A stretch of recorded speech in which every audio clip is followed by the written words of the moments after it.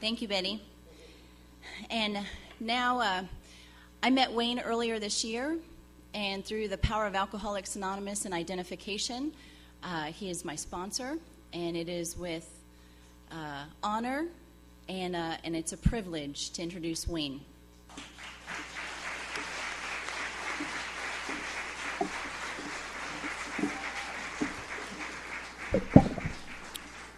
Wayne, an alcoholic.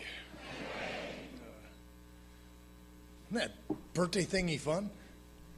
I also want to give a shout out to AJ and Karen. They're both sitting right there. They both are 15 years sober today.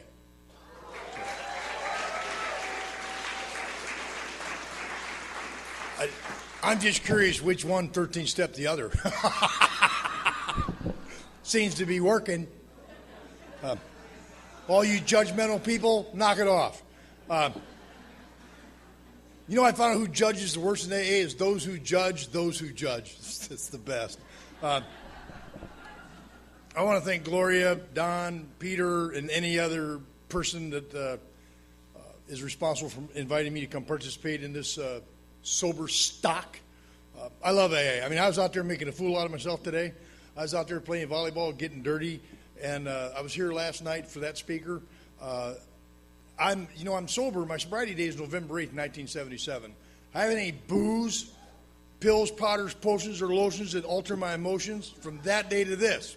However, rumor has it I need them.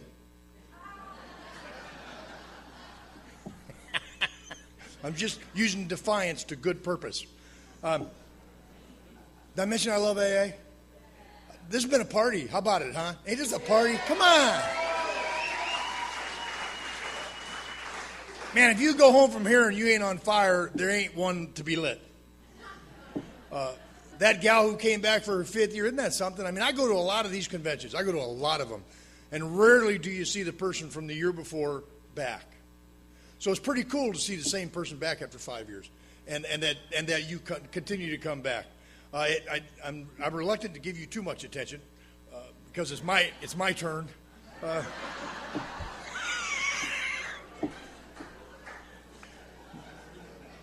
I want to thank Jay. Jay's married to Jenna. I want to thank Jay for driving Jenna out here. He's one of them earth people. Don't worry, I'm not going to hurt you. He's one of them normie type guys, you know, one of them. They're healthy and they don't mean to be. They just are.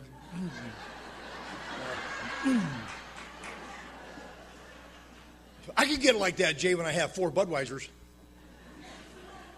just doesn't stick. Those of you that are in your first year, welcome aboard. Man, it's so much fun to see those of you. I remember when I was new. I remember when I went to my first camp out. My ideas about camping have changed. Now it's no room service. That's my idea of camping out. As the years have gone by, and I've had the privilege to work my butt off to stay sober so that I could have the gift of faith, so many things have transpired in my life that there's no way to compress it into an hour and 15 minutes. It can't be done. Not by me anyway. Maybe some people can, but I can't. But suffice it to say that it's a requirement of me to talk about my drinking. Because if I don't, I may cheat some newcomer out of identification. Because you're not going to identify with my good stuff. If you are, why are you here? And I also know that the things that I am required to do, not just to stay sober, because I haven't had a drink for a good long time, one day at a time, but that are required of me to maintain my emotional, spiritual balance and to be able to function out there in the earth world where those people are. Because, see, they look at me today and they think I'm normal. They should watch us play volleyball. When I go out there in the earth world and I mix up with those earth people, I am so grateful for AA because one meeting gives me just about enough juice that I can hang with those people for about 8 hours. And they start to wear on me. They're so wonderfully well. No inventories or nothing. Although I think they wouldn't hurt. I do not happen to think we're the... You'll hear this a lot in AA. I've been hearing it a lot lately. For about the last 2 years, I've been hearing it at almost all the conventions I go to. Somebody will remark in one of the alcathons that we are above average intelligent people in AA. Go to an Al-Anon meeting. You won't hear that. Go ask your neighbor how intelligent they think you are. However, I've got papers to prove my dilemma. I'll tell you about that in a minute. So it's important, I think, that I talk about my failure to successfully drink successfully. Some days I fly a lot, and I often get to fly first class. And when I'm up there flying first class, booze is free. And one time I was thinking, booze is free. But for Earth people it is. But the price for me to take one free drink in first class will strip me of every good and decent thing about my life today. Because it's not because of me so much. Yes, I've done the work. I don't blow off the work I've done. I take the credit for the work I've done, because if I don't take credit for it, I'll quit doing it. I work my tail off. However, if it wasn't for you guys, you see, there's so much neuroses in my head that I need to see yours so it balances it out. You are the finest group of disturbed people I've seen in a long time. By the way, I was watching you guys play volleyball too, so it ain't one-sided over here. I was walking around getting a feel for things during the day when I wasn't playing volleyball. I was listening to the bands, and I was nosy is what I was. I was eavesdropping on conversations, and what it did was it made me feel so good that I'm a part of this fellowship, because the big book says we're people who normally would not mix. Bill, that's an understatement. Most of us wouldn't have mixed. We sometimes think we would. But the beauty of AA is if you're new, as I've committed myself to the AA way of life, I have found that place where I fit in AA. And my job is to stay there and make it as good as I can. There's other places where I don't fit in so much. My job is to mind my own business and respect what they do in their group. That's why we have the fourth tradition of autonomy. Each group gets to do what that group wants to do, and every other group should just flat leave them alone, because we're autonomous. It's like no one should come in here. I hope I don't sound like I'm preaching. I don't mean to. I'm making a point. We're a society where we are free to be who and what we really are. And we're inoculated against the idea that we have to conform to a specific pattern and be cookie cutter sober. Ladies and gentlemen, I can't do that. It took me a long time to find out who I am. It took me a long time. It took me even longer to begin to present that character at all times. And it's very difficult sometimes. But I want you to know something. If you follow me around, you'll find out I don't change gears much. What you see is what you get. And it took all of that 34 years to get to a point where I'd be comfortable with that. The reason I'm here tonight is to share my experience. What used to be like for me, drinking. But for me, it started before I was drinking. Some of you, your problem started when you started drinking. For me, it started when I came out of the chute. I came out, I wanted back in. There was something about that light that I didn't like. I come to find out that I'm dark and negative on a good day. And that's my sponsor says it's because I'm bipolar, because I got my head stuck so far up my ass I can't see daylight. He said someday I'd be walking down 16th Street and I heard the loudest explosion I've ever heard. And I saad, "What's that?" He said, "It'll be your head popping right out of your ass, and you won't be bipolar no more." So I don't know. It's a hell of a cure-all right there in that man. And he says, "It looks like you're going to be in there for a while, so you may as well wiggle your ears and enjoy the ride." I hated my sponsor's guts. If you love your sponsor, good for you. I'm happy for you. I hated his guts. I prayed for him to die. I did. I'm not proud of that. I'm just reporting. If you'd have had my sponsor, you'd have prayed for him to die, and everybody that was around him too. You'll understand in just a minute. But first I got to tell you, I grew up in an alcoholic home. I'm not going to talk about that too much because you might misinterpret that as my blaming my family, and I'm not. I'm here to report certain circumstances so that a newcomer might identify with me. I was raised in an alcoholic home. I'm the youngest of 3 kids, 2 boys and a girl. Alcoholic father by his admission, and a mother who was just very interesting.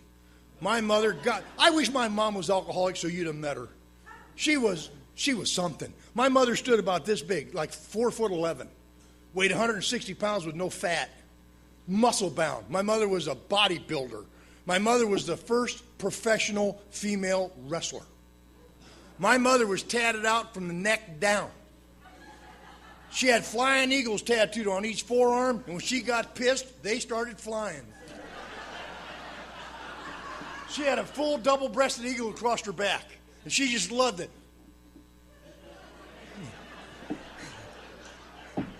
German woman. She loved to beat up men. You know, my dad, he drank that brown whiskey. See, I swore I was never going to drink that brown stuff my dad drank, because my dad would drink a bottle of brown whiskey and beat the hell out of my mom. My mother, in turn, would drink a bottle of tequila. She'd beat the hell out of my dad. And I'd figure out how can I refill it. When her and my dad drank together, me, Larry, and Sharon went to the basement and locked the door. But I swore I was never going to drink that brown whiskey. I hated my dad for what I saw him do to my mom. I saw what happened to my mom when she drank that tequila. And I couldn't stand what it looked like was happening to my mom because she was drinking a fifth of tequila at a time. I drink Pepsi-Cola. And I've got strange... I was peculiar. I was eating dog bones at the age of 5. My first obsession was milk bone dog biscuits. I know this is AA.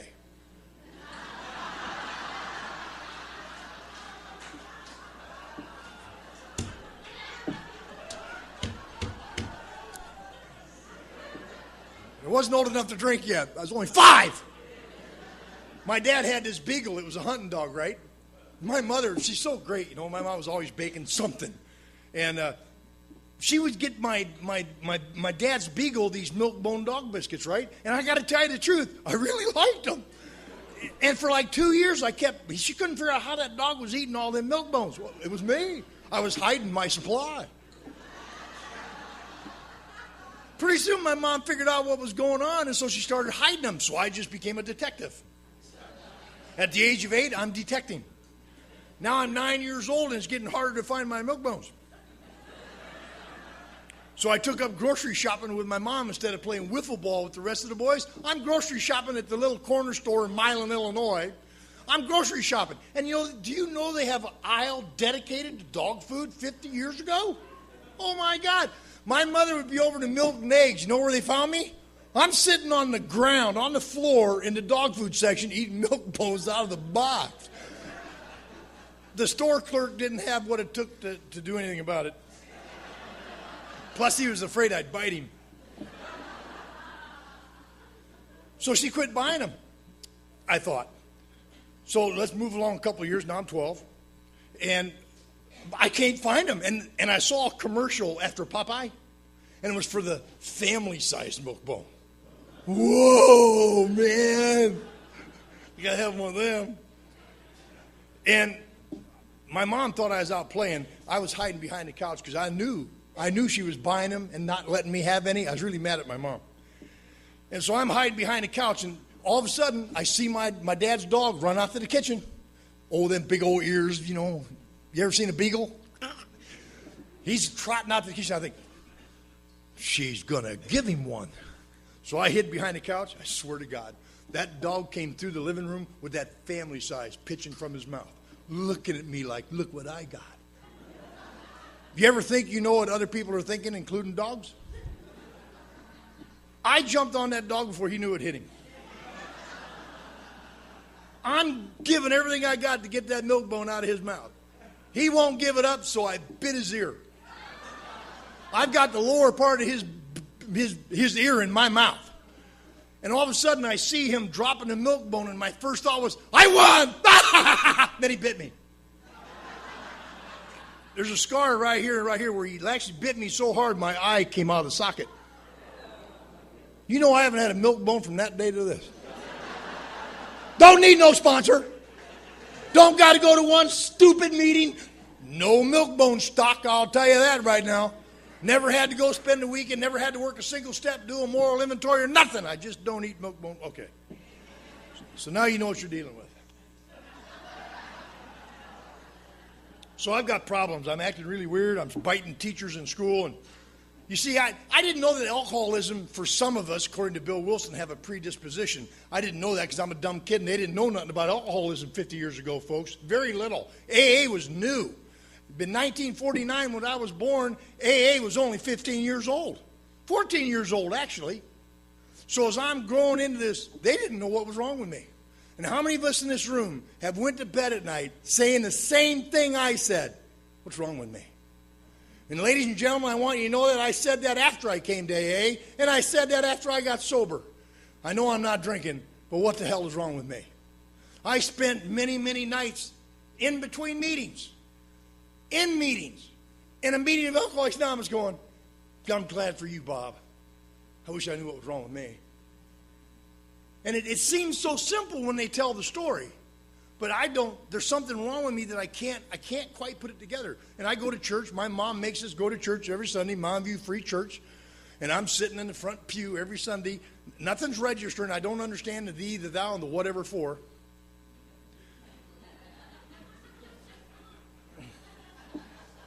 Mom and Dad don't go to church, but I do. I don't understand that. Not passing no judgment, I'm just saying. So now I'm acting weird in school.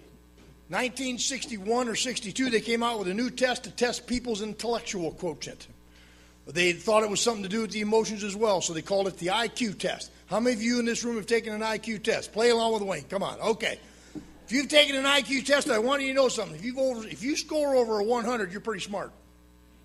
If you score over a 120, you're really getting there. You score a 150, they will pay you to think. Boy, if they came to this room, they'd be bankrupt. Okay, so you're Mensa material with an IQ over 150. If you score over a 180, just stay home. You're too smart to drive a car. I want you to know what I scored when I took that test in 1962 and a half. I scored a 57.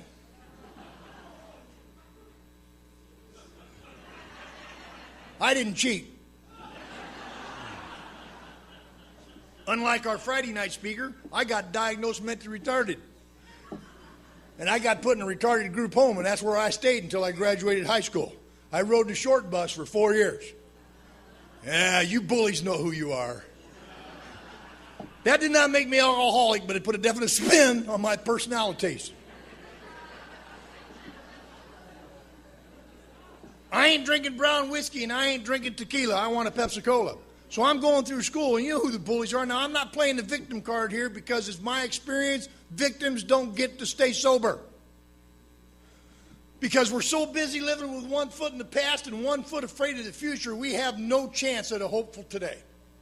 And so when I share my past with you, it is not as a victim, it is a person who has overcome the symptoms I'm speaking to. And if I haven't overcome it, I won't share it from the podium until I have.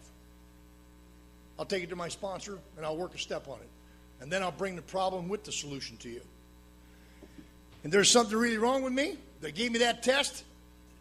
I thought I did pretty good. And by the way, it got me out of that crazy insanity of the alcoholic home. But you know, I didn't know what to expect in that group home, and I want you to know something. If you ever lived in a group home, it got bad. That didn't make me alcoholic. It just made life interesting. One weekend on a Friday night, 3 wrestlers, this is one story, 3 wrestlers grabbed one of us kids from the special class. I was the only one who was peculiar. The other 11 had Down syndrome that we know. I now know what Down syndrome is. You don't know it when you're in 8th grade. You don't know that's what it is. But I was the only one who had peculiar behavior that got called retarded. I got put in that group home. These wrestlers locked 3 of us special kids, each one in a locker on Friday night, and they didn't find us till Monday. They spent the weekend with the police looking for us. They found us by the urine on the floor. That did not make me alcoholic. But when I got to AA, I had to deal with you bullies here. That's the truth. I had to be okay with you. I'll get into that later. That was under step 4, resentment.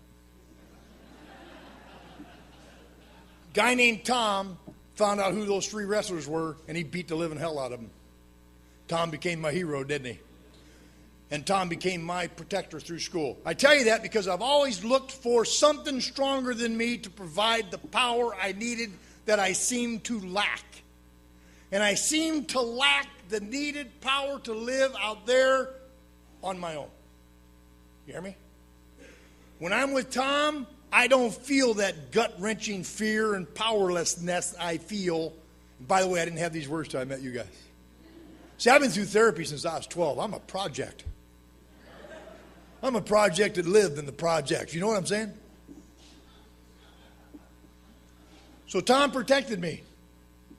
I'm graduating now. By the way, I want you to understand something. I never read a book. We didn't read in the special class. The reason I am well read is because I have a sponsor who's evil. He doesn't care how I feel. He says you can't solve a feeling. He said it isn't that I don't care about your feelings. It's just there is no solution for a feeling. There's only a solution for a problem. Can I talk to somebody else?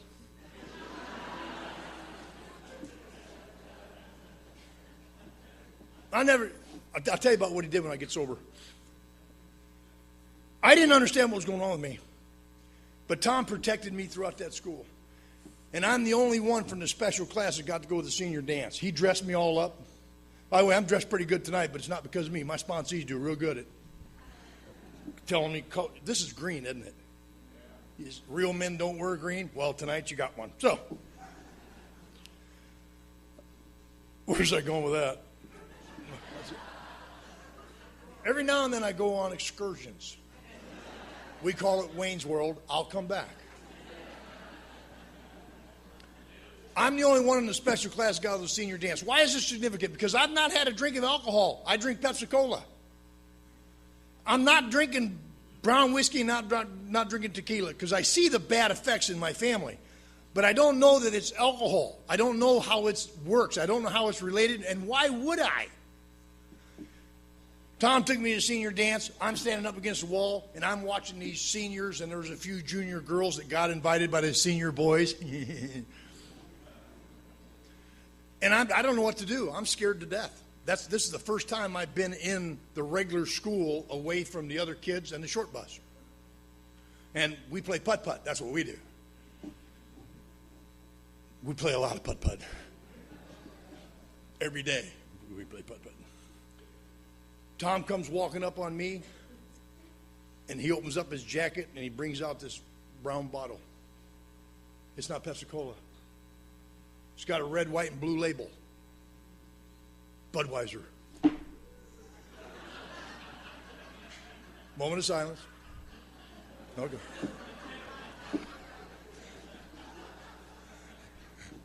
He said, "Here, kid, drink this. It'll make you feel better." I want you to know something. I would have drank battery acid for that man. You hear me? I didn't know I was a guzzler. I didn't. I took that whole bottle of Budweiser, and before I could taste it, it was at the bottom of my stomach and coming back. And I let out a big old belch, and I said, "Tom, I'll never forget it. Tom, that tastes terrible. I want a Pepsi-Cola." Tom said something to me I'll never forget. He said, "That's okay, kid. Have another. You'll get used to it." Now, I want you to know what Tom meant. See, Tom is a friend of mine today. Tom has never been drunk more than once in his life. That first time got his attention. He's never been drunk by his mouth to my ear in all these years. Here's what happened to Tom. Tom got into his dad's booze, got his judgment impaired, because that happens to anybody who drinks if they drink too much. He got disorientated, had to go to the bathroom, thought he was in the bathroom. He was actually in the bedroom, peed in his dresser, and then almost went insane trying to flush it.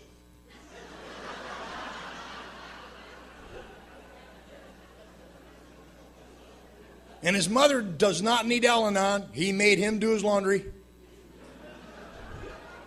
And he said, "I'll never do that again." And that's what he meant when he said I would get used to it. But you see, Tom is one of those drinkers that can drink safely. One of them earthly people types. See, me, somewhere between 4 and 5 Budweisers that night, I got so damn good looking I couldn't stand it. I went from 120 pounds and retarded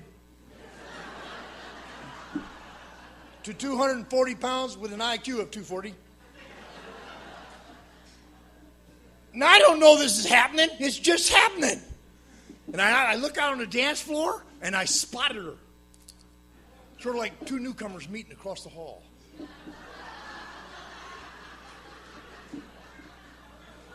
I saw this blue-eyed blonde dancing with some loser. I don't know. I play putt-putt. I never talked to a girl. But I'd overheard someone say, "Can I cut in?" So I'm a word stealer. Anybody else? I'm a word stealer. So I was so taken by this blue-eyed blonde, I walked right up to her and I said, "Hi, can I cut in?" And she goes, "Sure." She recognized me from the retarded class. So she gave me a sympathy dance. And then she gave me another sympathy dance. And by God, she started liking me. And we found out later that night sex meant two people. I didn't know that. We weren't getting sex ed in the special class. They didn't want to give us a single clue on how to reproduce.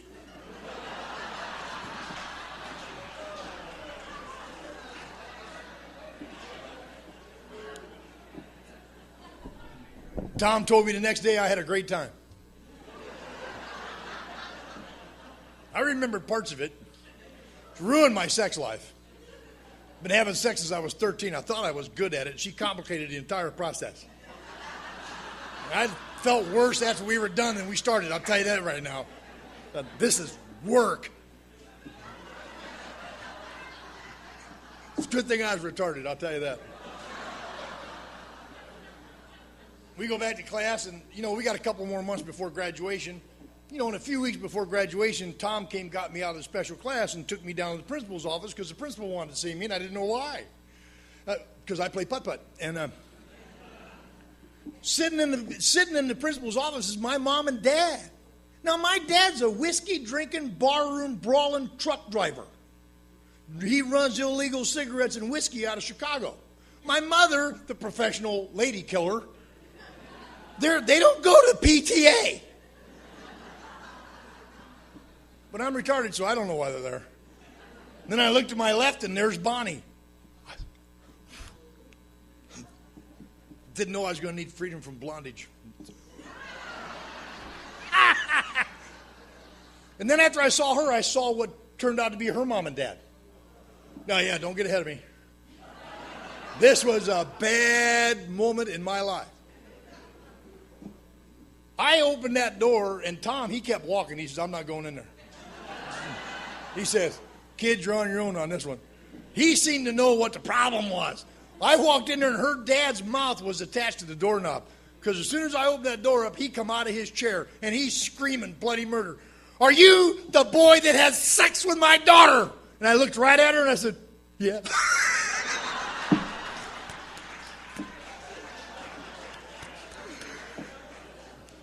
I misinterpreted his anger, and I said, "And I want to do it again." He lost his mind. He said, "Look, my daughter's pregnant, and she's 16. You're 17. That's statutory rape, and you're going to go to prison for 20 years. And I said, "Even if you're retarded?"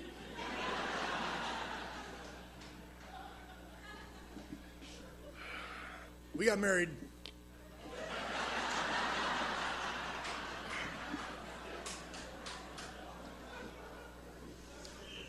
Back in 1968, mothers didn't let their pregnant daughters go unmarried, even if the guy is retarded. So they drove us to Palmyra, Missouri, where you can marry your cousin. I was in Kansas City once, and I thought I was in Kansas City, Kansas. I was in Kansas City, Missouri. They didn't take too kindly to that comment. We got married. My dad helped me join the Navy. Went to Vietnam, probably saved my life. Came back from Vietnam, and we got divorced, and I drank for the second time. Now, see, if you're new, I want you to know it's not about how much you drink. It's not about how long you drink. According to our book, Alcoholics Anonymous, it's about what alcohol does to and for me.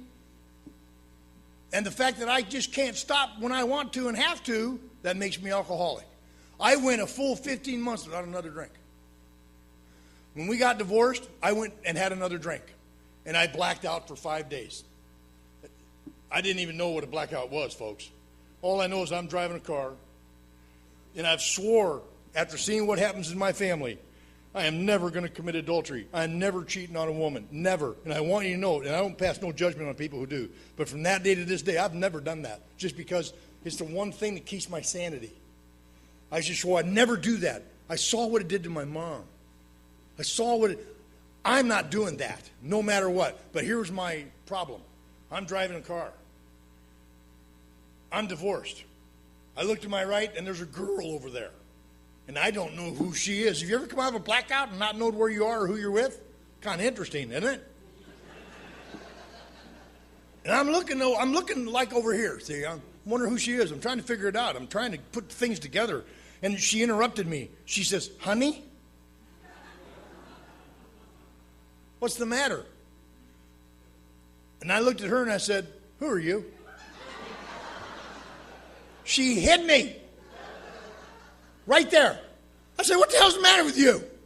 Who are you?" You know, you ladies, you don't take kindly when you're asked who you are on your honeymoon.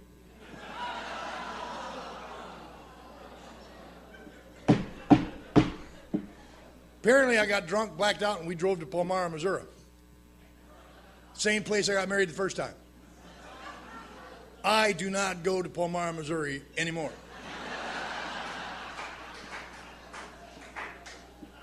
That's the second time I drank.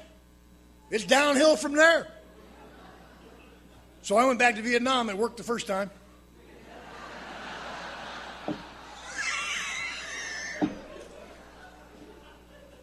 But she wouldn't get rid of me. She figured because of what happened, it must be God's will. By the way, if anybody new comes to me and they want to talk about God's will, we're going to have a conversation. Because usually my fingerprints look like God's will. I came back from Vietnam the second time. My mind is deranged. Vietnam didn't do that to me. It only compounded the fracture that was already coexisting inside me to start with. I had no idea about what was wrong with me. All I know is when I drink, something about me changes. There's no words for it unless you read the book Alcoholics Anonymous. And the words Dr. Silkworth used, an abnormal reaction. That I drink because of the effect produced. And it is so powerful, this effect produced, that alcoholics of my type, no matter what, will take a drink. No matter what the cost. No matter what the penalty.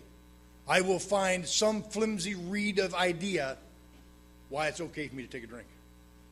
Faced with disaster. And I did that to the point where my second wife left me. My father took me to court, got me a restraining order on me. I could not go near my wife. I could not go near my own kids. I could not go near my own mother. I'm not going to tell you why. That's for a different location. That's not appropriate from up here. But it was justified, though I didn't think so. And so I couldn't go near any of my family. And I'm out on the street, and I can't even believe now. I can't even believe what's happening to me. I've served 2 tours of duty in Vietnam. I've got medals. I've got a presidential citation. How can this be? I'm living in a dumpster. You hear me? Behind Larry's Oasis is a BFI. One night I hear a knock on the dumpster lid, and I was home.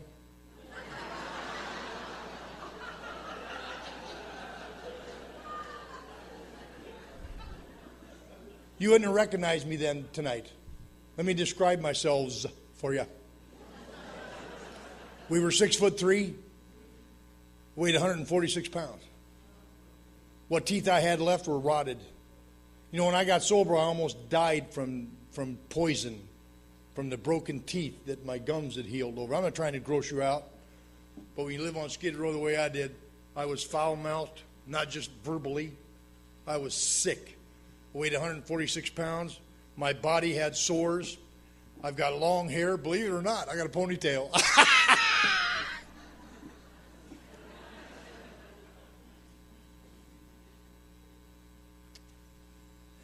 I'm home alone. You know, I would try to get a date. And every now and then they were so drunk they couldn't tell that it was my teeth that were bad. And I could get them to the front door, but I just could not close the deal. They weren't getting in that dumpster. You girls are so particular. You gotta lower your standards just a little more. My curiosity got to me. I'm wondering who's out there. And I lift up the lid. Can you believe who's out there? It's my dad. The very man who took me to court, the very man who told me next time he sees me, he's going to put a bullet through my brain and put me out of my pathetic misery. And my dad meant it. Some of you guys know these guys. My dad was the guy that he told you, if you do that again, I'm going to knock you on your butt. And then no more warnings. If you did it again, he knocks you on your butt. 10 years could pass. Same rule. I honor that. My dad was a man of his word. I just didn't necessarily like how he put his word. The last thing my dad said to me is if I go near my kids, my wife, or my mother, that he will shoot me. So I'm looking for the pistol. You know, there's a part of me, and if you've lived like I've lived, and I know many of you have, I was hoping he had a pistol because I couldn't take it anymore. And instead, when I looked in my dad's eye, I saw something I never saw before. I saw a look in his eye that baffled me because the last time I saw him, it was dark and evil in there. He had a look that I can only comprehend now because I know what it is. I have experience. My father had gone off and joined this cult. It's called AA.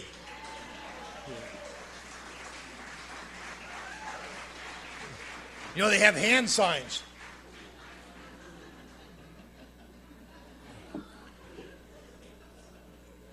He looked down at me and he said, Wayne, do you want to come home with me tonight? He was paying a 12-step call on me, wasn't he?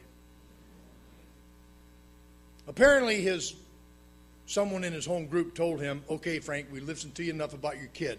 Try to, because we don't work so well with our own kids.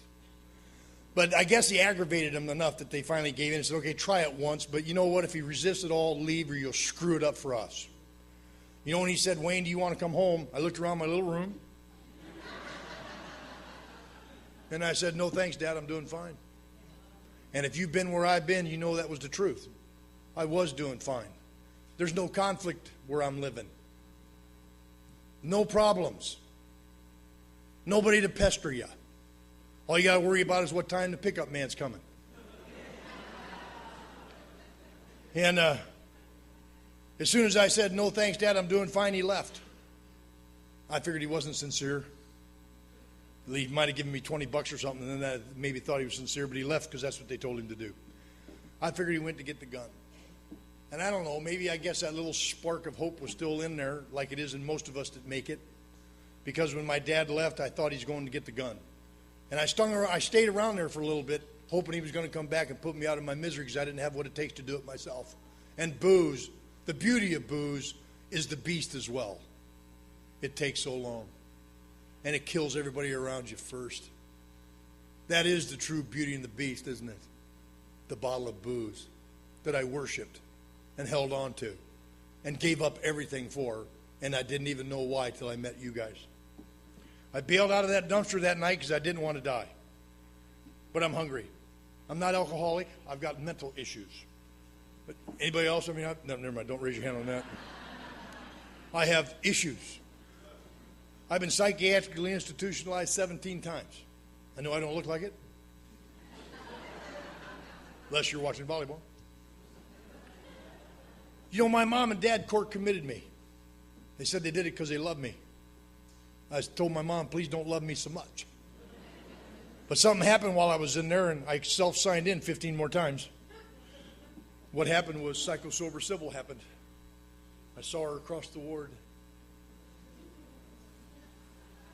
She didn't have a sponsor. I fell in love. And I'm trying to work my mojo on the psych ward.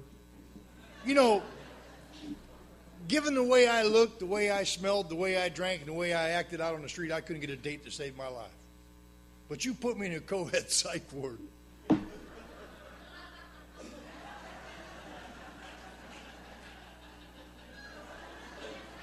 I'm a pretty charming fella. Until the nurses get a hold of me. Remember one time, they where I was at, they bring the med cart right out on the floor, and then they line you up like little ducks with paper cups, and they give you your pills, and you take them, right? Well, I spotted Psycho Sober Sybil at the head of the line. I thought, she's taking Thorazine. Here's my shot. She'll take her Thorazine, I'll time it, and then I'll catch up. Because she may not like me, but she can't outrun me. See, when you're on a psych ward, they can't hold that thinking against you. Sort of like being in a retarded class. So I line up all the way at the back, and I'm making a plan. I've got a plan. I'm making a plan, putting a plan in. Anybody else have a plan when they were new? Anybody new? Anybody new tonight that's got a plan? What we mean by a plan is we think you know what you need to do, and it don't look nothing like what we think you ought to do. I'll tell you about my plan in a minute. But I had a plan, put it in the application, and I watched her take her pills, and I looked at the clock on the one. About 22 minutes. I got to crack at this one. And I go through the line because I'm trying to be a duck. And she fills my cup, and I take them, and I don't even realize I'm taking Thorazine.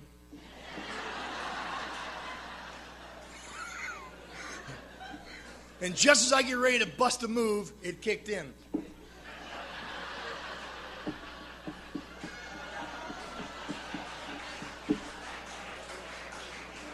And I see that she sees me coming, and she goes like this. And the nursing staff is like this. Go get him there, Tiger! Yeah!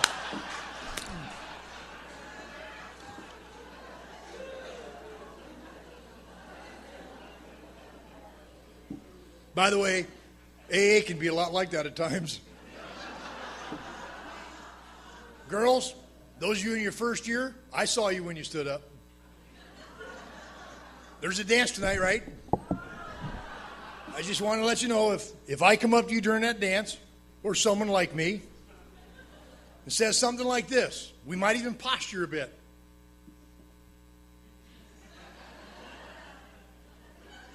Say, hey, would you like to go have coffee and talk about God?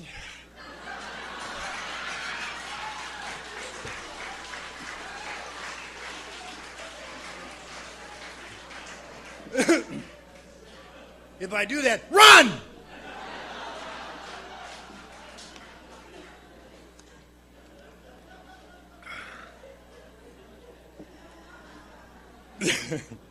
There was a lot wrong with me. I climbed out of that dumpster and I made that walk of walks that every man and woman in this room has made. You may not have made it from a dumpster. Maybe you started your walk from that Cadillac you parked on the front porch. Or that closet you hope they don't find you in. Or that carpet you're stuck to. You hear me? Or that naked body sprawled out in the center of the living room. Or the front yard, however close you can get.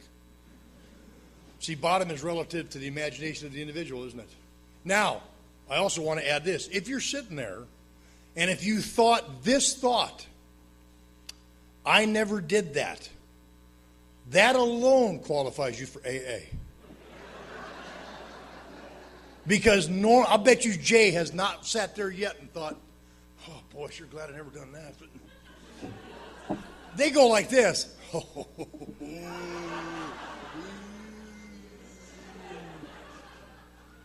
They don't ever think, well, I've never done that. That just doesn't tend to cross their flipping mind. As I'm walking, it's about 2 in the morning, and I passed Harvey's Restaurant at the foot of 34th Street and 4th Avenue, Moline. It's an all-night mom-and-pop coffee shop. Remember those coffee shops? Some of you older folk like me, they stayed open all night for truck drivers. Cost a nickel or a dime for a cup of coffee. Remember those with the malt shop stools that were moving? That way, if you were drunk, no one knew for sure. It was one of those little joints. And I looked inside the window, and I saw this 800-year-old woman slowly wiping down the coffee bar. I sized her up, knew I could work her, because I'm a worker among workers. I don't have an alcohol problem. I've got specific diagnoses. I have issues. But I only drink beer. So I'm not an alcoholic. Oh, I drink fine wine, too. Like Ripple. How many of you remember Ripple? No, how many of you have drank Ripple? Okay, if you're under the age of 40, you never had Ripple. Because the EPA closed that chemical plant down. Ripple never saw a grape. It had a picture of a grape on the flipping label. That's as close as you got to a grape. And I like Boone's Farm Strawberry Hill. You know why I like Boone's Farm Strawberry Hill? I like Boone's Farm Strawberry Hill because I'm a puker. And because I have false teeth, I'm a projectile puker. And when I puke, it looks like I'm bleeding internally. And so I started telling people I'm dying from stomach cancer to get a free drink.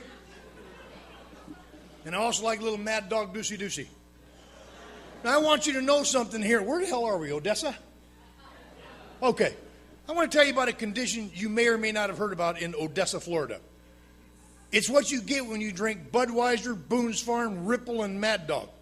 It's called alcoholic terminal diarrhea.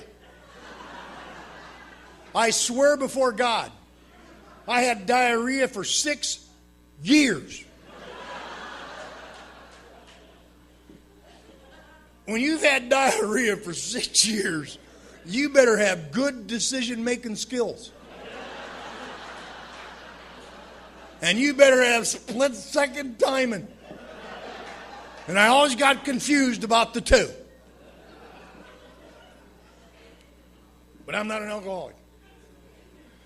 I walked in that restaurant. My odor hit her before my eyes did. She really was 80 years old. And she looks up and she sees me and she lit up, which confused me. I was ready to leap into action. I'm going to work her. I'm hungry. She looks at me, this smile crosses her face. She almost runs up to me, sets me down a glass of water, brings over a hot cup of water and some Heinz tomato ketchup for me to make soup. And she says, "What can I do for you, sweetie?" I'm getting worked. So I went into action. Told her about the alcoholic home. Told her about the brutality. Told her about the abuse. Told her about the marriage and the kid and Vietnam and the marriage and Vietnam. And the dumpster. Tears, alligator tears are rolling down her face. And I decided I'd better hurry up and cry to her. She won't believe me. So I made myself cry. I'm crying, she's crying, and I have no idea I'm losing. I found out later she wasn't crying because of my story. She was crying, she'd heard it before 1,000 times. She was in a program called Al-Anon. As a side note, I think it's only fair that you Al-Anon should wear a badge warning us non-alcoholics. Her husband, Harvey, was having trouble staying sober. I want you to hear this because it's important. It's getting lost in AA these days. She realized her husband, Harvey, was having trouble staying sober, and she knew if he had a sick new one to work with, he might have a chance. So unbeknownst to me, she took me hostage, gave me a job, mopping and waxing the floors. 3 days later, Harvey shows up. This started on the night of October 31st, 1972. And on November 2nd, 1972, Harvey comes in. Harvey's a man that stands this big, and he is so ugly, made me feel good about myself. He had a nose that was straight with golf balls. And his face had these red and black and blue veins running through it. I didn't know that then, but I now know it's called spider angioma, and it's late-stage fatal alcoholism. I swear when Harvey's nose, when his heart beat, his nose went like this. Man, I got no teeth, but I got no nose like that neither. Isn't it funny how an alcoholic who lives in the gutter can reach up just far enough to judge a successful businessman? Harvey shakes my hand, and he puts a coin in it. I know it's too big to be anything spendable because you learn. And he says, "Hi, my name's Harvey. I think I can help you." And I opened up my hand and it had this brass coin, had these 2 A's on it. And I didn't get it. He says, "Turn it over." You know how glib they are. I read it. He said, "Read it." I read it. It said, "God grant me." But it didn't say nothing about money, food, shelter, or Pell-Mell tailor-made cigarettes. So I informed him I wasn't interested in that. He said, "Of course you're not. Now, take that coin." Do you know how they talk right through you like they're not listening? Have you ever noticed? They don't even seem to care if you have a response. He said, "Now, you take that coin tomorrow down to 410 16th Street about noontime. Going to be some friends of mine. You tell them Harvey sent you. They're going to help you." I heard money, food, shelter. So when you get there, look into the cellarway because they're in the basement. Boy, it took us years to get out of the basement, folks. He says, "You look down there and there'll be a light bulb hanging on a cord." He said, if that light's on, go in. They're there. If he'd have told me I was going to AA, I would have never went because I only drink beer. And I've got enough psychiatric diagnoses to make any argument you want me to make. He knew that, how clever these old timers are. He didn't tell me I was going to AA. He led me to believe I was getting a handout. I went down there the next day about noontime to get what I got coming. I get there and I see the light bulb hanging on the cord in the basement. And Harvey said if it was on, go in, but it wasn't on. It was flickering.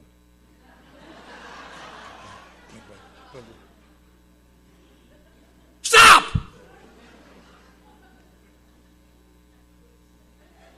I'm out there doing neurobics. By the way, if you see someone doing that, they're not having a fit, they're thinking. They're having a think fart. It wouldn't stop blinking. So I went crazy and left. I couldn't take it. I went down to Larry's Oasis, moosed me a few Budweisers. And I didn't know what a slipper was. I'm not in AA yet, right? But a couple of guys at Larry's Oasis are slippers, I found out, because I'm at the bar telling Larry about this place I'd just been, and these guys were familiar. And they really primed me up. They said, "You know, they owe you. You go back there right now, and you tell them what they owe you." And yeah. So me and my bony ass, we went back there about 8 o'clock that night. I don't even look for the light because I don't care if it's on or gone. I'm going in because they owe me. These guys said so. I went in charge of the basement doorway and failed to notice that the door header's 5'10"-ish. I'm 6'3"-ish. With a full head of steam, I cracked that door header with my eyebrow. The impact lifted me off of my feet, and I swear to God, I slid into my first meeting of Alcoholics Anonymous. I am literally bouncing along the floor, and I land between these two old farts. They were sitting with 4 or 5 other guys around a round table. They had round tables so the devil couldn't corner you.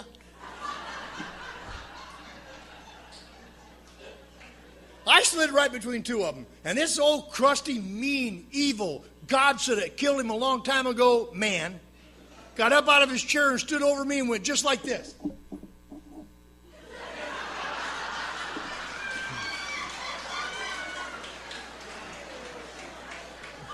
And then he growled at me.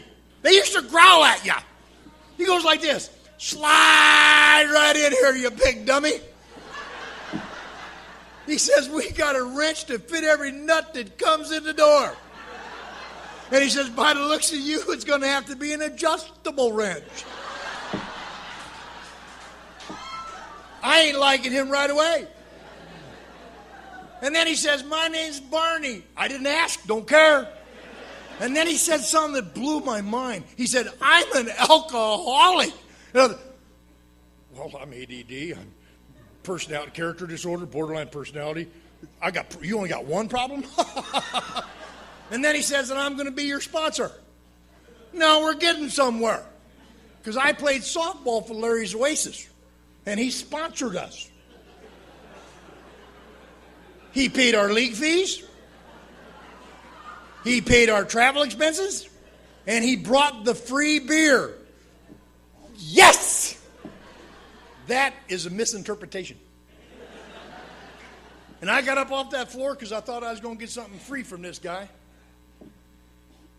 And I want to tell you, I met the meanest, god-awful man you ever saw in your entire life. He said what he meant, and he meant what he said, and he didn't care what other people around him thought when he said it to me. He wasn't worried about the gossip and the character assassination and the judgment that we profuse on people. He didn't care. He told me the truth. That man saved my life. Now, one minor caveat, I didn't stay sober. I drank for the next 5 years. I could not drink. It wasn't because I wasn't working a program. Because I didn't know what the hell was wrong with me. I didn't know how to accept the treatment and apply it to my life because I didn't know what was wrong with me. You see, booze ain't my problem. And I've had people tell me, if you don't drink so much, you'll be okay. Don't mix it with that wine stuff. Because you see, I didn't get drunk every day. You see, I'm a feelings person. I think with my feelings. I never drank every day. I just drank when I felt like it. I felt like it a lot. Something wrong with me inside. I'm broken and I don't understand it. But I followed Barney around for 4.5 years. I can't even tell you how vile I thought he was. I want to tell you, I now know he never yelled at me one time.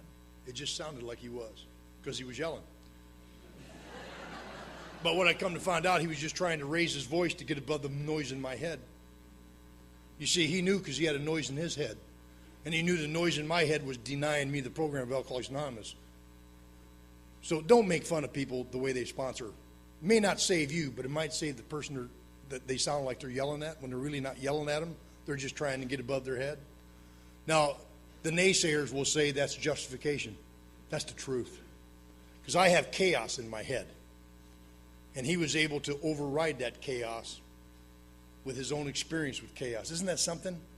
For the next 4.5 years, I went to meetings almost every day with these guys. And I could not drink. I could not imagine my life without just, come on, I just want one Budweiser. It's just Budweiser. And when the psychiatric pills wouldn't work, I'd drink more. I was taking, it's an outside issue, but that's the truth. I'm taking so many psychiatric medications, and I'm drinking. I'm just a mess.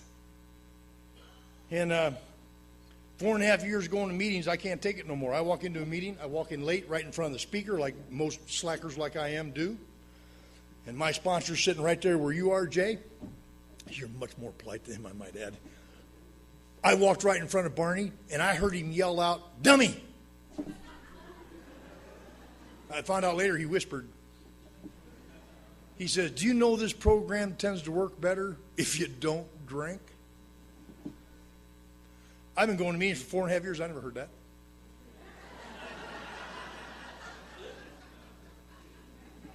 I heard him say, "Don't drink no matter what." By the way, watch who you say that to. Might be a guy like me. We don't say that. Nowhere in the book does it say don't drink no matter what. The book is more loving than that. The book says we can't drink alcohol in any amount at all, in any form at all, safely. But what I heard Barney say was don't drink no matter what, and I pulled a pistol out of my boot, and I pointed at my sponsor's face, and I fired a round off. I'm not proud of that moment in my life, but that's what I did. Barney, I missed him 6 inches high. They say if Barney would have been 6 foot tall, he'd be 6 foot under. I came to the next morning at Franciscan Mental Health Center in Rock Island, Illinois. My 17th trip to the psych ward. I was black and blue from head to toe from little AA group therapy.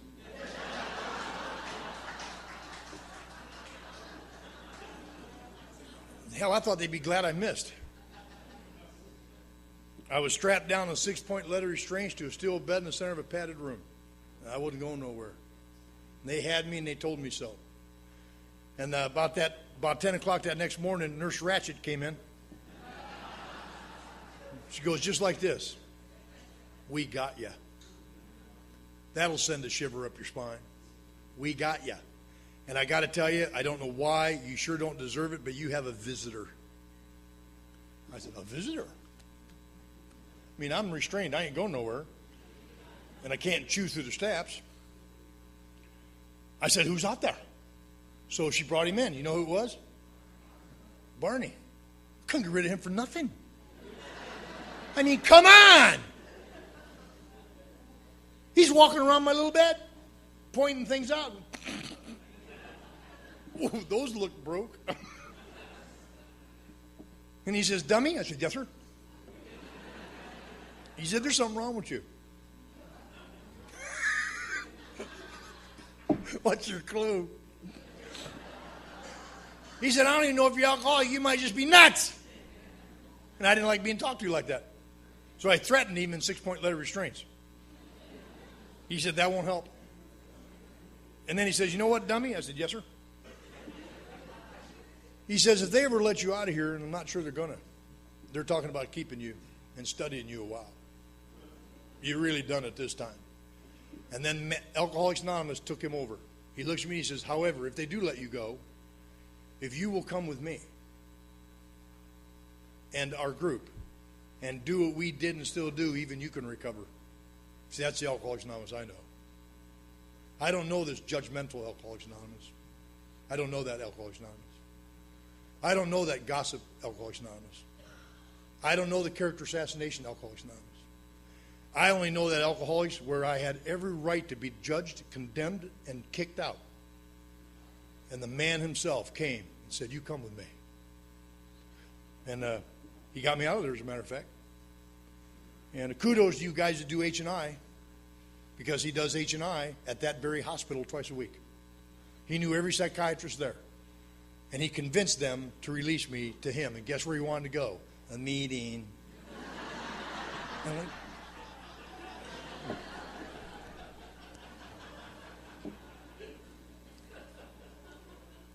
can I wash the ashtrays? See, back then it was the ABCs were ashtrays, brooms, and chairs. And to make a long story short, because I'm about out of time, I don't know why I was compelled to tell that much of my story here, but I've had so much fun today, and it's sort of a homey atmosphere, isn't it? And it's very important. I think we need to know that no one in this room is above judgment. No one. If there's a person in this room that hasn't committed a sin or an error in judgment or mistake this past year, then it'd be right for you to judge. You'd be righteous. But you know, AA is a place where our asset is our colossal failure. That's our asset. You see, some people think I'm funny. No, you identify. So if you've laughed, you're really sick.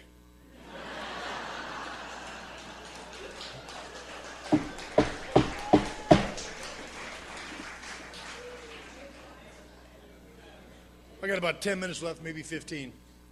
November 8th, I took what appears to be my last drink, and I share it that way because there's no guarantees. I stay away from people who say they're never drinking again. Not that I'm judging them, I'm protecting myself.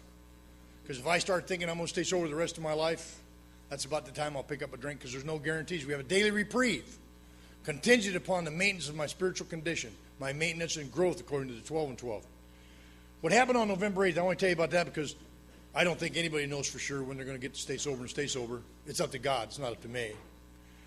On November 7th, my sponsor says to me, dummy. I said, yes, sir. He says, you think you can stay sober tonight, meet me tomorrow for the noon meeting and help me set up? And I said, no, I can't. I can't stay sober the rest of my life. He said, no, wait, no. I had him for a second. I said, no. He says, no. Can you stay sober just tonight? I'm not asking you to quit drinking. Just don't drink tonight. Meet me tomorrow. I said, Barney, I can't go the rest of my life without a drink. He goes like this. Okay. Now I know what I'm dealing with. Can you make it till midnight? I said, well, anybody can do that. So I made it till 7 a.m. I rolled up through Belgian Village, walked when I say rolled up through, and stole a 6-pack of warm Budweiser, and I went to the noon meeting early to meet him there because I told him I would. And I want to tell you about my bottom and how lame it really is, and yet it's mine. I'm sitting on the front steps of my home group at 10 a.m. waiting for the noon meeting, drinking a 6-pack of warm Budweiser. And I hadn't been drunk for a few days. I'm not an everyday drinker. I just suffer this untenable emotion, this depression, this sadness, this feeling of being separate, different, alone until I can't take it no more, and then I drink. And so I'm sitting on the front steps, and I got 3 empty cans on the ground, 3 in my lap, every intention to drink them. And all of a sudden, here comes Barney. He walks up on me, and he doesn't look at the beer. Instead, he looks me in the eye, causing me to notice the beer. And he said, dummy. I said, yes, sir. why don't you come in and help me set up for the meeting? I said, I'll be right in. He went in, and I thought I better go in. So I hid the other 3 cans of beer in the bush because I might need him during the meeting. You never know who's going to share. Big Book Bob, it's in the book, it's in the book, it's in the book, it's in the book. You need a drink, Bob. It's in the book, it's in the book. Is that in the Bob? So I went in and helped Barney set up for the meeting, and while I'm setting up for the meeting, is this being recorded? Who's recording it? How much time I got left? 10 minutes? Go ahead, check, because I don't want to run over your CD. I'm not going to. Oh, cool.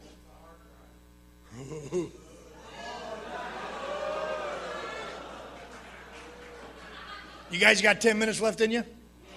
Good. Okay. Where was I at? I'm Wayne. I'm an alcoholic.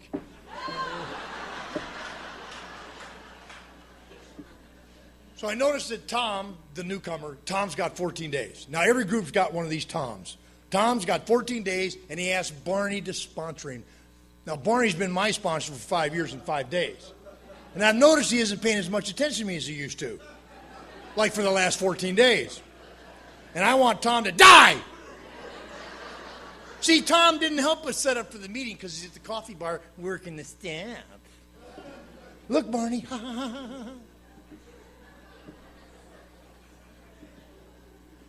Tom needs to die. So I'm sitting at the rounder table. You know, Tom's that guy. Barney's my sponsor, and I have 4 days.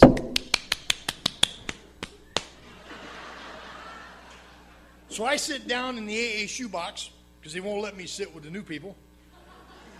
The AA, by the way, you're not considered new when you've been sleeping for 5 years. You're in the shoebox. You know that's where they put the AA sneakers, slippers, runners, and loafers. So we don't infect the serious ones. So I'm sitting in the shoebox, and I'm watching Barney up at the coffee bar talking to Tom, his new favorite. Tom's working the steps. And like from nowhere, the front door flies open. And this drunk, I mean, he's drunk. You can smell him the minute he came in the room. I'm not drunk. I'm having a lucid interval. I've been to meetings for 5 years and 5 days, and I've not one time said I'm an alcoholic, because I know once you say that, you joined. So I have not. I said, you know, I'm borderline personality problem. I've got character disorder. I've got attention deficit something. But I ain't an alcoholic. I never once said I'm an alcoholic for 5 years and 5 days. This guy comes flying in. We think his wife did a drive-by. Because he come flopping in and nobody came in behind him.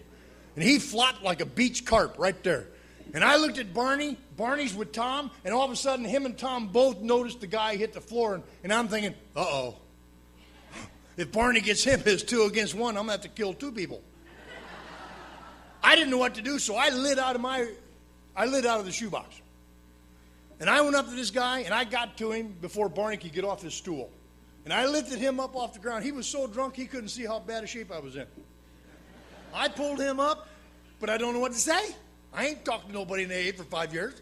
I just picked him up, and what the hell do I say? Barney's going to come get him. If I don't say something, I got to say something pretty quick. I got to get him before Barney does. And so I said, "Hi, my name's Wayne B." He goes like this. And I said, "Got it. My name's Wayne B, and I'm an alcoholic." I didn't mean to say that. What do you know? It took a newcomer to get it out of me. And then what the hell? I joined. I might as well go all the way. And I said, "And I'm going to be your sponsor."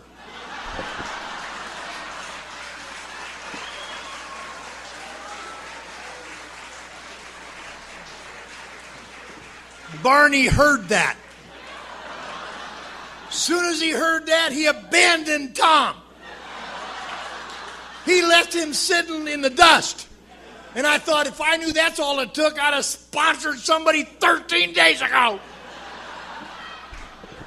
Now Barney's heading right for me, and I know he's going to poach my newcomer. I've already taken possession.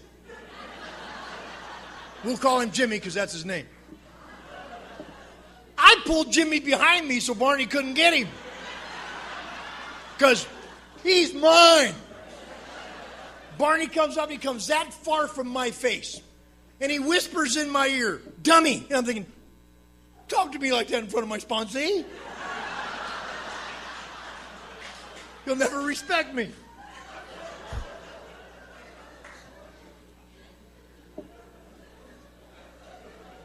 In that split second, he had my life in his hands. He knew it. I didn't know that. He held my life in his hands. He could have said, get away from him. You ain't even sober yourself. You got 3 hours. But he knew Jimmy didn't know that. Could you imagine? I tell you, I don't mean no disrespect, but I'm glad this happened to me 34 years ago. I'll tell you why. Given the insular droppings in AA that have nothing to do with our program, it's denying so many of us that are new the chance to work with somebody newer because we don't think we're ready. Could you imagine what they might tell Bill? Remember, Bill Wilson took his last drink on December 11th, 1934. For 6 months, he talked to drunks. None of them stayed sober. He thought he was failing. It took his wife to throw offhandedly, but Bill, you're sober. Yeah, that deserves music, but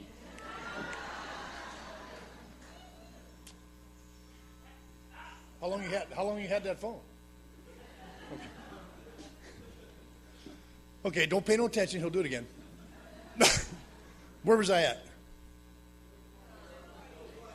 What? Could you imagine what we tell Bill today? Bill, the reason you're not staying sober is because you haven't worked the steps you haven't wrote yet.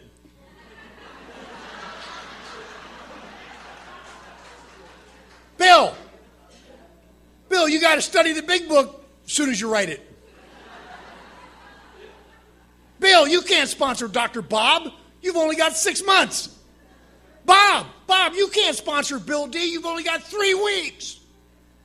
That's the crap you'd hear today. But you know what? Dr. Bob did sponsor Bill D with 3 weeks.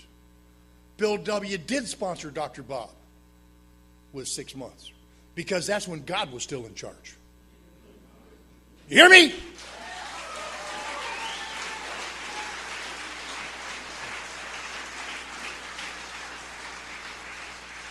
So you know what Barney whispered to me?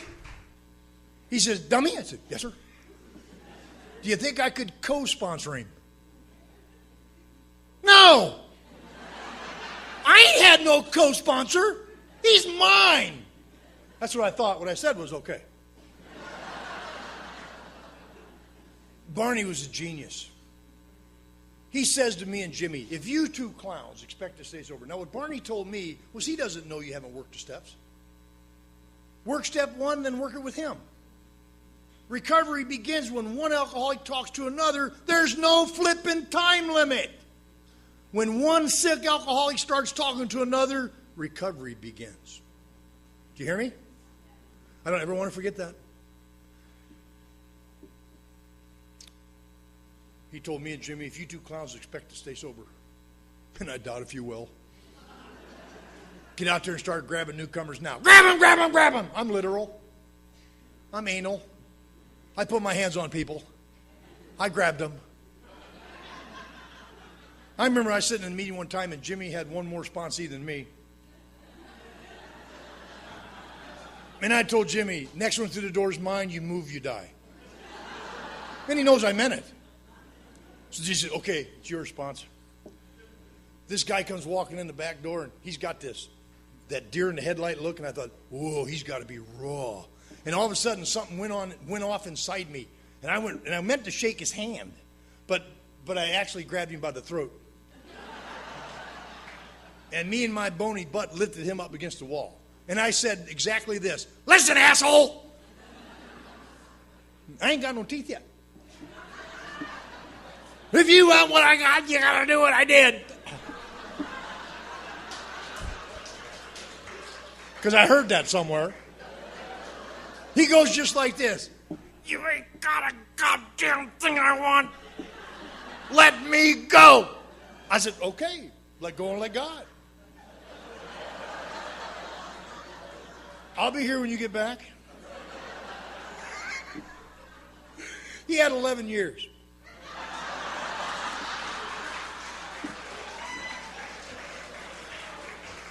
He was having a bad day.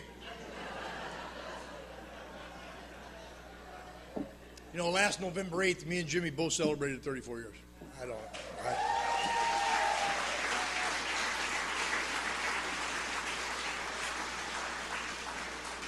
And I made a decision to turn my will and my life over to the care of God as I understand Him, so I turned my will and my life over to AA. I have a new employer, and I try to perform his work as well as I can. And since I know who my new employer is, I don't allow anybody else to change my mind about who my new employer is. And in the past 34 years, with all the human mistakes that I've made, with all of the errors in judgment and all of the things, what happens is I appear to be a different man today than I was 34 years ago, but I think it's important to tell the newcomers I'm not really a different man. I'm just the man that I was meant to be to the best of my ability today. And I found out who I am. And I want to wrap it up with this. I think this is most important. We've had some fun tonight. We've talked about the sick side, and I think we've talked about the recovery side, haven't we? On how Barney treated me.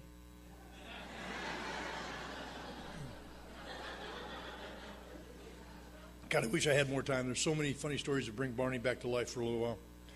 I talk about Barney a lot because he passed away on April 17, 2002. And there's not a day goes by I don't think about him. There's not a day goes by I don't miss him. There's not a day goes by I don't try to emulate him in some way. The man that I hated, that I prayed would die, became a master musician. He was able to, he played me like a fine instrument. And I would have, you know, I just want to share this with you. Like I told you, I'm not exaggerating at all when I tell you I never read a book. I played putt-putt. I had no vocabulary except street language. And my sponsor says, until you can find that F word in the big book, I don't want to hear it from the podium ever again. I will not sponsor you if you're going to use the F word from the podium. And he says, but I know that's the only word you know, so we're going to give you some new words. He says, if anybody in AA tells you it's okay to use the F word, you feel free to ask them to sponsor you. I'm okay with that. I'm not judging. He was trying to change my mind about how I lived, because old ideas will cause me to drink again like I used to. But Barney bought me one of those encyclopedia-type dictionaries, you know, the Webster's Collegiate, like 1,881 pages. He gave that to me as my newcomer present. It's a really boring story. It's hard to find a plot.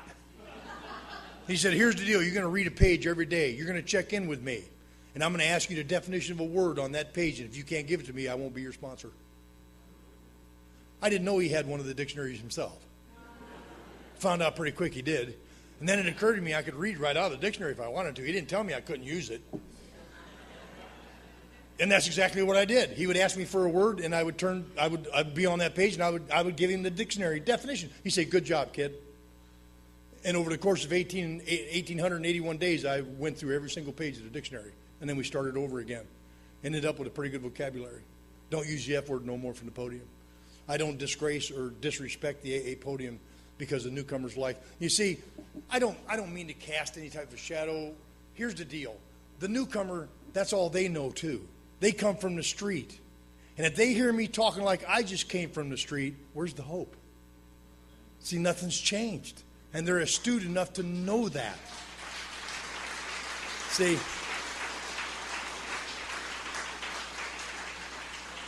the reason I wear this tie is because my sponsor asked me to. Now, there's no judgment there. I'm just talking practicality. My time is really up. I want to tell you, I became a cop sober. I want to mention that. You know, it's really hard to become a police officer when you've been arrested 9 times and psychiatrically institutionalized 17 times. It's hard to become a cop unless you live in Iowa. There they consider it a good experience.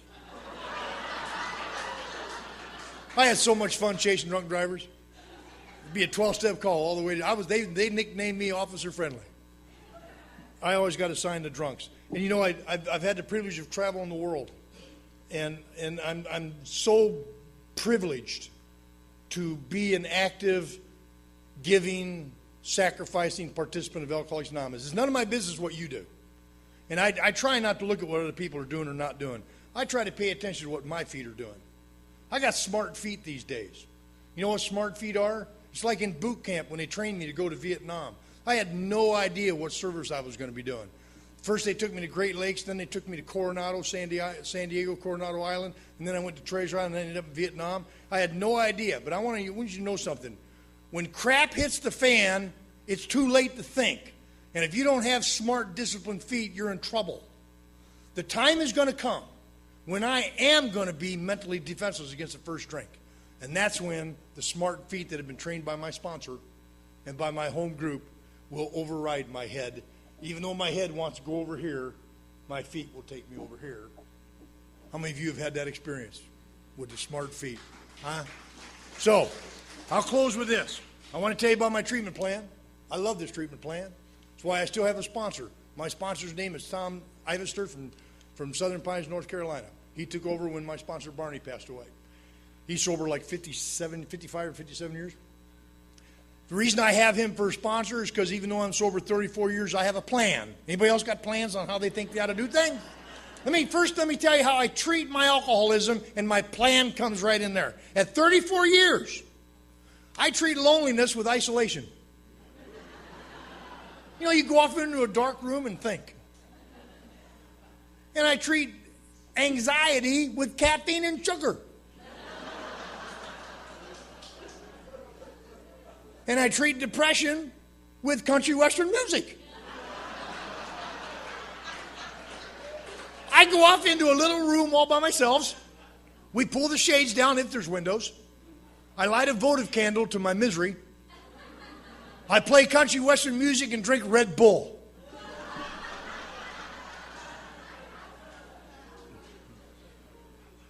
If you're new, I do hope you keep coming back.